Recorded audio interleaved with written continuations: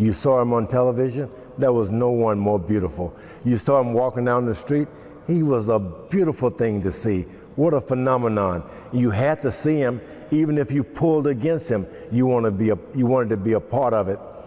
He moved around the ring, he had style and class, he was tall and good looking. Everything you'd want from a boxer, wrestler, football player.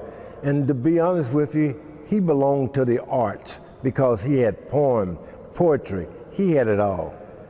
I got into the ring when I fought him expecting a big brute or somebody who could box, who could jab, who could punch.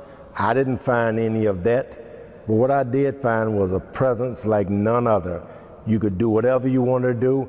He was going to be on his feet for the next round. Never seen that kind of presence in a human being. I don't think our sport will ever be the same again.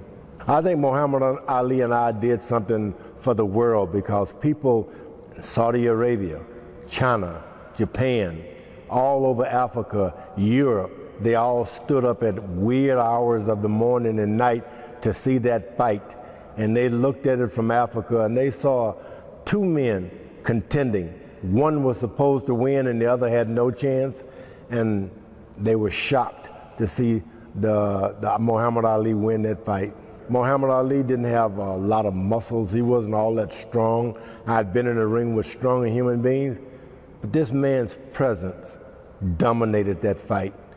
That presence. You could hit him where you hit everyone else, but he was not willing to fall. He was not willing to be counted out. It was only a few months ago, Muhammad Ali, I went down to Louisville, Kentucky, where Sports Illustrated unveiled their new Legacy Award. They were going to name the Muhammad Ali Legacy Award for Sports Illustrated, and I helped unveil it. And I spent some time with Muhammad then, whispered in his ear.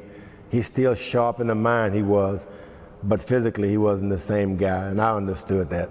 If I had to do all over again, I never would have signed to fight Muhammad Ali. Why? I mean, two of the best squaring off, you wouldn't want that opportunity? You know, it's two of the best squaring off, but I wouldn't have taken that fight. No, if I had to do all over again, I would watch films and I would have seen, leave that one alone. Frasier passing and then losing Muhammad, which was the greatest piece. I call him the greatest piece because we were all just one guy. We didn't exist without the other. And my life will not be the same now. Too much of me has been missing now.